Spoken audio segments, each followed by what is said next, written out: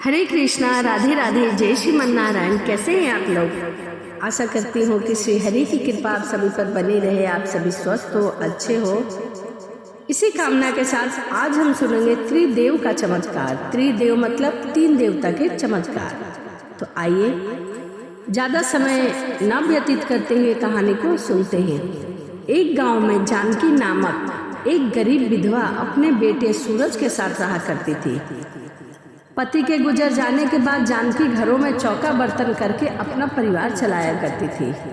जानकी सदैव भगवान की पूजा किया करती थी। उसके घर में ब्रह्मा, विष्णु, महेश त्रिदेव एक तस्वीर में स्थित थे। उसके आगे वह सुबह उठकर दीपक जलाया करती थी और नियम पूर्वक जो भी रूखा सूखा बनाती वह ईश्वर को भोग लगाकर खा लिया करती थी।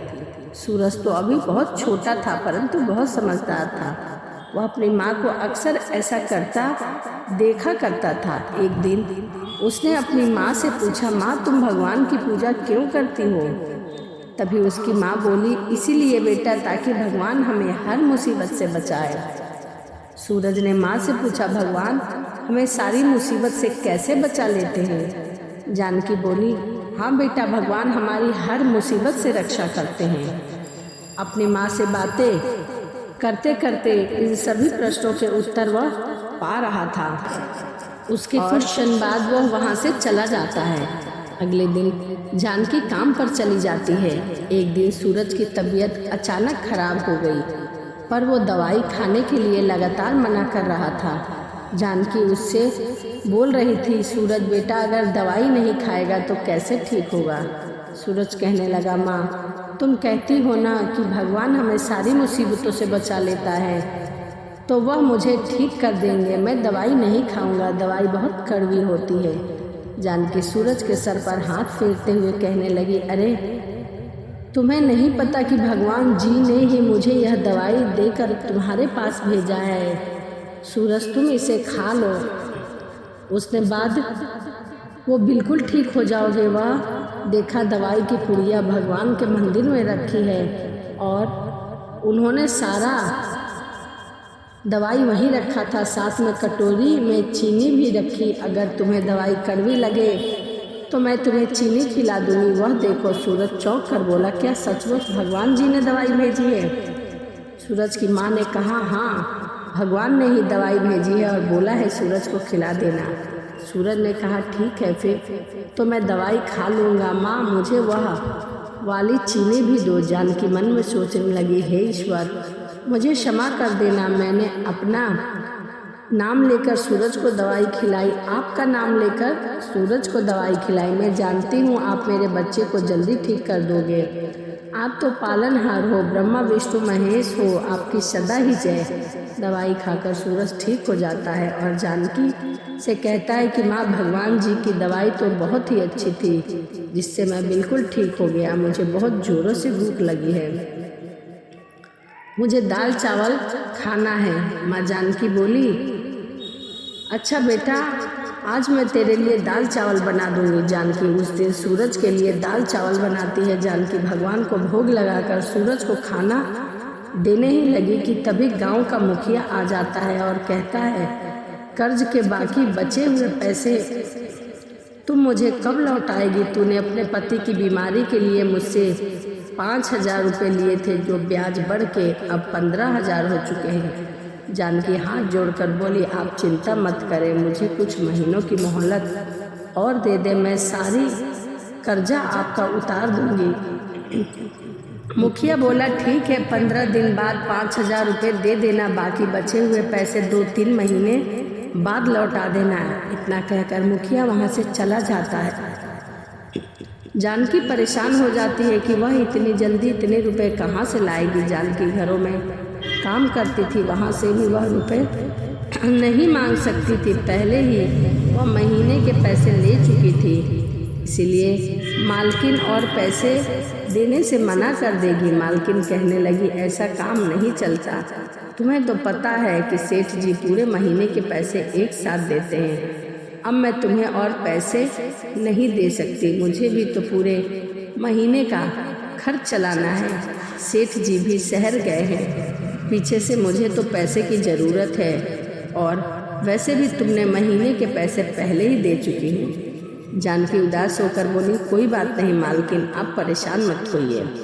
ऐसा कुछ दिनों तक जानकी परेशान होती है। वह फिर भी कुछ समझ नहीं पा रही थी कि आखिर वह मुखिया का कर्ज कैसे चुकाएगी।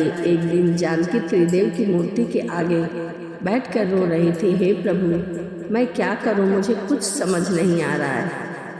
मुखिया साहब कल मुझसे कर्ज लेने 5,000 रुपये आएंगे, पर मेरे पास उनको देने के लिए बिल्कुल भी पैसे नहीं हैं। अगर मैंने उन्हें कल पैसे नहीं दिए तो वो हमें हमारा घर खाली करवा देंगे। हमें हमारा घर खाली करना पड़ेगा, वो हमें यहाँ से निकाल देंगे।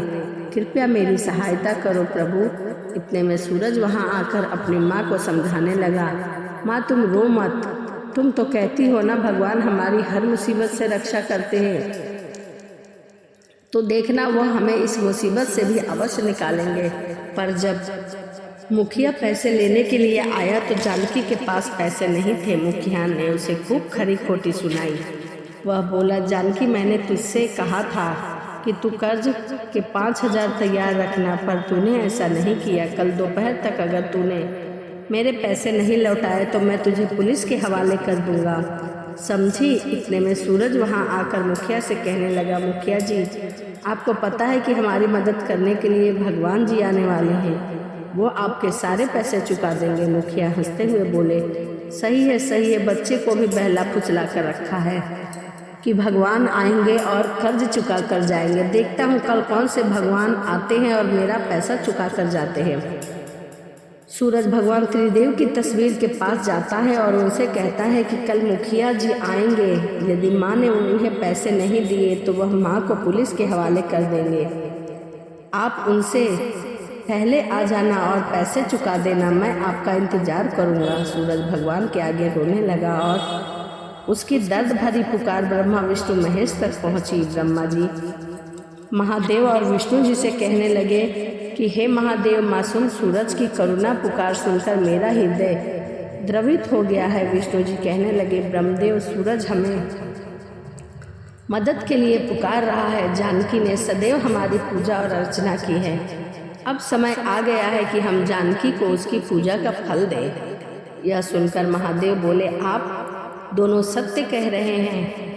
जब भी कोई भक्त हमें सच्चे हृदय से पुकारता है तो हम तीनों उसकी सहायता के लिए अवश्य जाते हैं और समय आने पर हम तीनों अपनी भक्ति जानकी की सहायता अवश्य करेंगे। अगले दिन मुखिया अपने पैसे लेने के लिए जानकी के पास आता है। पुलिस भी मुखिया के साथ होती है। मुखिया पुलिस वालों से कहता है, इंस्पेक्टर साहब, जानकी ने मेरे पैसे नहीं लौटाए, इसने मेरा 15,000 रुपये कर्ज लिया है, इससे मैं 1 रुपये भी इसने अभी तक मुझे नहीं चुकाया। अब आप ही बताइए कि मैं क्या करूं। इंस्पेक्टर जानकी से बोला, देखिए जानकी जी, मुखिया जी ने आपके खिलाफ रिपोर्ट लिखवाई है, इसीलिए आपको हमारे साथ पुलिस स्टेशन चलना होगा, या तो आप इनके कर्ज के पैसे इन्हें दे दीजिए, वरना हम आपको पुलिस स्टेशन ले जाएंगे। तभी जानकी रोते हुए कहने लगी, मेरी कितनी परेशानी चल रही है। सूरज के पिता भी गुजर जाने के बाद घर का किराया, खर्च के पैसे सब घरों में काम करके निकाल पाती हूँ। मैं आपको वादा करती हूँ कुछ दिनों में मैं आपके पैसे अवश्य दे दूंगी। मुखिया कठोर स्वर से बोला, नहीं इंस्पेक्टर साहब, मुझे इस पर अब कोई भी विश्वास नहीं है। ना जाने कभी मेरे पैसे दिए बिना ही गांव छोड़कर यहाँ से भाग जाए, मैं इसे कहाँ ढूंढता फिरूंगा। आप इसे बोलो कि यह मेरे पैसे अभी दे, वरना मैं इसे पुलिस के हवाले कर दूंगा। सूरज भी इंस्पेक्टर साहब से प्रार्थना करने लगा, पुलिस अंकल, अभी भगवान जी आते ही होंगे, वह आपके सारे पैसे दे देंगे, आप मेरी माँ को मत ले जाओ। इंस्पेक्टर साहब जानकी से कहती है, आपको हमारे साथ पुलिस स्टेशन चलना होगा। तभी वहाँ पर 3 व्यक्ति आ जाते हैं और कहते हैं, रुकिए इंस्पेक्टर साहब, आप जानकी जी को कहीं नहीं ले जा सकते, मुखिया जी के पैसे हम देंगे, यह लीजिए। मुखिया साहब आपके कर्ज के 15,000 रुपये इंस्पेक्टर साहब अब आप जानकी जी को छोड़ दीजिए। मुखिया उन पर तीनों से पूछता है, वैसे मैंने आपको पहचाना नहीं, आप जानकी के रिश्तेदार हैं क्या? देखने में तो आप बड़े व्यापारी लगते हैं। इतने में सूरज एकदम बोल पड़ा, यह भगवान जी हैं। मैं जानता था भगवान जी हमारी मदद जरूर करने आएंगे। मुखिया हंसता हुआ बोला, बच्चा नादान है, खैर मुझे क्या, मैं अपने पैसे से मतलब रखता हूँ, वह मुझे मिल गए। मुखिया और पुलिस वहाँ से चले गए। जानकी उन तीनों व्यक्तियों से बोली, मैंने आपको पहचाना नहीं। तीनों देव अपने वास्तविक रूप में आ जाते हैं। सूरज खुश होकर बोलता है, यह भगवान जी है ना, मैं जानता था कि भगवान हमारी मदद जरूर करने आएंगे। जानकी और सूरज को आशीर्वाद देकर त्रिदेव वहाँ से अंतराध हो जाते हैं और उनके चरणों के स्थान पर 3 सोने के सिक्कों से भरे कलश वहाँ पर आ जाते हैं। जानकी के ऊपर ब्रह्मा विष्णु महेश की ऐसी कृपा हो जाती है और त्रिदेव का चमत्कार उसके जीवन को खुशियों में बदल देता है। जानकी उस गांव को छोड़कर दूसरे गांव में चली जाती है और वहां जाकर नई जमीन खरीद कर खेती बाड़ी का काम शुरू करती है। अब सूरज भी पढ़ने लिखने लगता है, स्कूल जाता है। जानकी अक्सर मंदिर में भंडारा भी करवाने लगती है। उसने अपने जैसे बहुत से गरीबों की मदद की, उन्हें रोजगार दिया। जानकी का एक ही सपना था कि वह अपने बेटे सूरज का भविष्य उज्जवल करे, पृथ्वी की रक्षा और जन कल्याण के बारे में भी सोचे। भगवान इसी तरह आते हैं और आते रहेंगे, क्योंकि जानकी को और उनके बेटे सूरज को उन पर विश्वास था। इसी प्रकार जो भी भक्त अपने ईश्वर पर भरोसा करता है, विश्वास रखता है, श्रद्धा रखता है, भगवान उसे अवश्य दर्शन देते हैं और उसकी मनोकामना अवश्य पूरी करते हैं। तो चलिए इसी के साथ वीडियो को यहीं समाप्त करते हैं और मिलते हैं अगली वीडियो में। वीडियो आपको कैसी लगी कमेंट करके ज़रूर बताइएगा। और इस कहानी से हमें यही सीख मिलती है कि यदि हमें अपने ईश्वर पर विश्वास है तो ईश्वर हमें दर्शन अवश्य देते हैं और हमारी सभी मनोकामनाओं को पूर्ण करते हैं। तो चलिए मिलते हैं अगली वीडियो में। राधे राधे, जय श्रीमन नारायण, हरे कृष्णा।